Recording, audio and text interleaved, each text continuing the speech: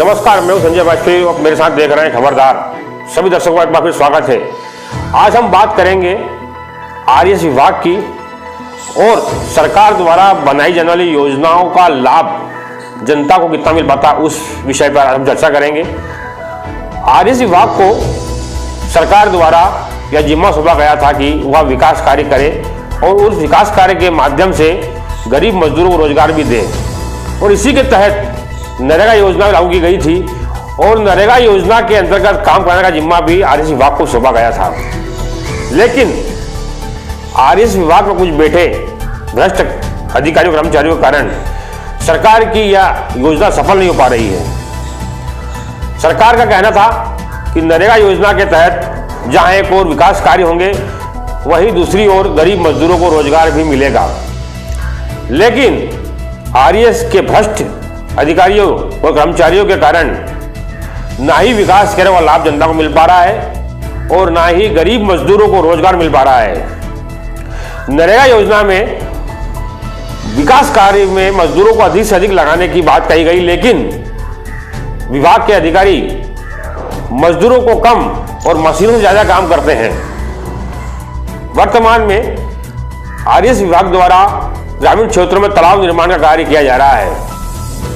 इस तालाब निर्माण के कार्य में भी मजदूरों को लगाने का कहा गया था, लेकिन यह भ्रष्ट अधिकारी मजदूरों को मजदूरी पे लगाने के बजाय मशीनों से काम करते हैं, जिससे गरीब मजदूरों को रोजगार नहीं मिल पा रहा है और यह मजदूर इस क्षेत्र से पलायन करने पर मजबूर हैं। आज भी हजारों मजदूर यह क्षेत्र छोड़कर गुजरात, महाराष्ट्र और अन्य प्रदेशों में रोजगार ढूंढने जा रहे हैं। वहीं दूसरी ओर निर्माण कार्यों में इतना भ्रष्टाचार किया जा रहा है कि हर वर्ष अनेकों तालाब फूट जाते हैं।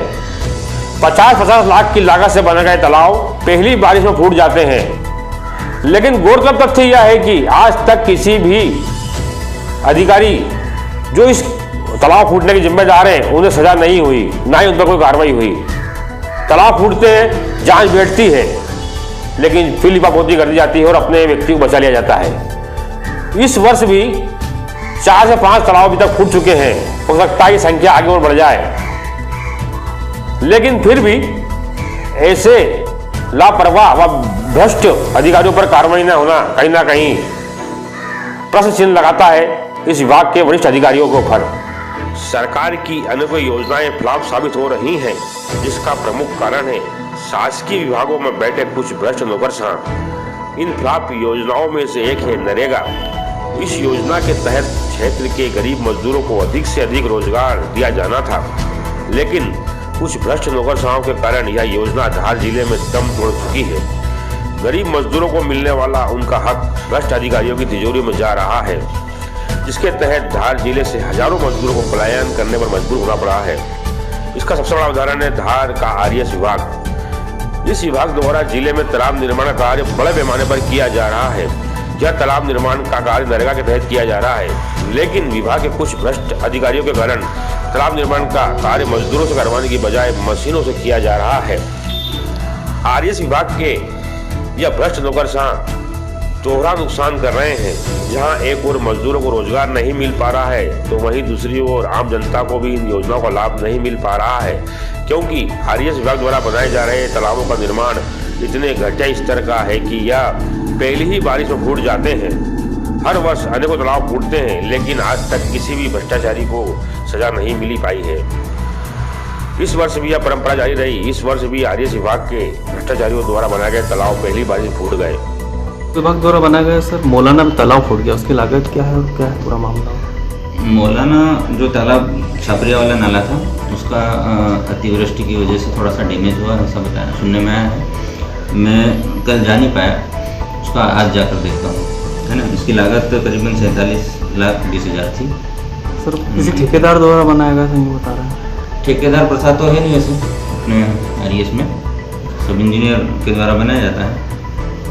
तो हम वहाँ पर गए थे तो पूरा ही टूट गया सर इसका। अच्छा, तो मैं आज जाके देखता हूँ, उसके बाद रिपोर्ट करता हूँ। आरएस में जो तालाब बनते हैं क्या मुरम से बनते हैं, क्या तालाब मुरम से बनाया है? नहीं, तालाब तो उसमें अलग अलग रहता है। मटेरियल की आर्टिंग में काली मिट्टी डलती है। वहाँ पे कैसे किसानों की फसलें पूरी नष्ट हो गई है, तो उसकी भरपाई करेगी आरएएस विभाग? वो अब मैं देख के ही बता पाऊँगा। मेरा परसों में मेरा चार्ज हुआ, आज जाके देखता हूँ कि क्या नुकसान हुआ है क्या है। तो किस इंजीनियर द्वारा बनाया गया था तालाब? मौलाना का ये राजेश पवैया सब इंजीनियर के द्वारा बनाया गया था, उनके चार्ज में था। सर कितना पेमेंट वगैरह हो गया सर जानकारी? इसका भुगतान लगभग 22 लाख के करीब हो गया है। ठीक है सर, आपका नाम और पद बताओ। राजेश परमार, अनुविभागीय अधिकारी ग्रामीण जन सेवा। पहली बात तो ये है कि आरएएस के तालाब वाकई में हर साल मतलब जिले के अंदर 2 से 3 जगह मतलब 2-3 तालाब तो हर साल फूटते हैं। कारण क्या, सबसे बड़ा मुद्दा करप्शन, सबसे बड़ा मुद्दा करप्शन है। आरएएस के अंदर क्या होता है कि जिस हिसाब से शासन द्वारा जो महापुस्तिका के अनुसार जो तालाब बनना चाहिए, उस हिसाब से कहीं भी तालाब मास्टर अनुसार बनते नहीं है। ठीक है ना, जैसे पिचिंग के अंदर उदाहरण के पिचिंग है, पिचिंग के अंदर जो पत्थरों की साइज लेना, पत्थर व्यवस्थित नहीं हो पाते हैं। काली मट्टी का उपयोग व्यवस्थित नहीं हो पाता, जितनी काली मट्टी शासन के महापुस्तक बनना देना चाहिए, काली मट्टी का उपयोग मेन आरएएस के अंदर तालाब बनते हैं, उसमें काली मट्टी सबसे दमदार रहती है। काली मट्टी का अगर रहेगी तालाब के अंदर व्यवस्थित, तो वहाँ तालाब व्यवस्थित बनेंगे। दूसरी बात, जो पिचिंग के अंदर जो पत्थर शासन के महापुस्तक के अनुसार है, वो पिचिंग में पत्थर लगते नहीं है। और जो लागत 50 लाख की तालाब है, आरएएस के भ्रष्ट अधिकारीदारों को 20 से 25 लाख बना के अलग कर देते हैं। तो सवाल कि तालाब फूट नहीं है। अगर व्यवस्थित ढंग से कार्रवाई तालाब बने तो तालाब फूटना नहीं है। और हाँ, आपने कहा कार्रवाई क्यों दी थी, वाकई में कार्रवाई नहीं होती है, ये बहुत बड़ी बात है धार जिले के अंदर। तो यहाँ पे अधिकारी बाहर के आके कमाने के लिए धार जिले के अंदर आए। उनको पता जितने अब तालाब देखने आरएएस के बनते हैं, ब्लॉक स्थान से लेकर 15 से 20-25 किलोमीटर अंदर बनते हैं, ताकि जो कोई भी अधिकारी या पत्रकार जो भी चेक करना है वहाँ जाएगा नहीं। वो अंदर का आदिवासी या जो भी बेल्ट रहता है, वो बेचारे भोले भाले रहते हैं, उनको वहाँ पर गुमराह करके तालाब बना देते हैं। तो तालाब पे उन पर कार्रवाई होने कारण क्या, जिले के अधिकारी जितने भी शामिल है, जिला पंचायत कलेक्टर इसके अंदर मनरेगा के अंदर शामिल है, उनके अधीन से तालाब सेंक्शन होते हैं ऊपर से लेकर नीचे तक। तो उन पर अगर शिकायत जाती तो जिले के अधिकारी कार्रवाई हो नहीं देते हैं। और कार्रवाई के नाम पर जो शिकायत करता है, गुमराह करता है कि आपकी कार्रवाई हो रही है। और कार्रवाई होते होते जब तक आती है, उनको मौका दे दिया अधिकारियों को कि वो जाके तालाब बना लेते पूरा। अगर जांच शिकायत करता और जांच अधिकारी इसको सब व्यवस्थित जांच ढंग से करेंगे तो स्वाभाविक दोषी अधिकारी पर कार्रवाई होगी। पर जिले के अधिकारी भी नहीं चाहते हैं कि कार्रवाई हो, क्योंकि वो भी इसमें शामिल है। अगर जिले के अधिकारी शिकायत का कोई भी शिकायत करे, ताला स्वरूप से करता, तो वाकई में इमीडिएट में कार्रवाई करते हैं, तो अधिकारी पर कार्रवाई होगी, दोषी पाया जाएगा। और उसमें शासन का जो उपयोग हो रहा है, वाकई करेक्शन ज़्यादा हो रहा है, तालाब सही कम बन रहा है। ऐसे भ्रष्ट अधिकारियों की कार्रवाई होना चाहिए। तो इसमें जिले के अधिकारी सर्व मेन है कि उन भ्रष्ट अधिकारियों पे अगर प्रूफ सही से कार्य होता है तो उन पर कार्रवाई करना चाहिए। तो आपने देखा किस प्रकार इस वर्ष भी 4 से 5 तालाब फूटे हैं। हो सकता है कि संख्या और भी बढ़ जाए, लेकिन फिर वही एक प्रश्न जनता के मन में है कि क्या इन भ्रष्ट अधिकारियों पर कार्रवाई हो पाएगी।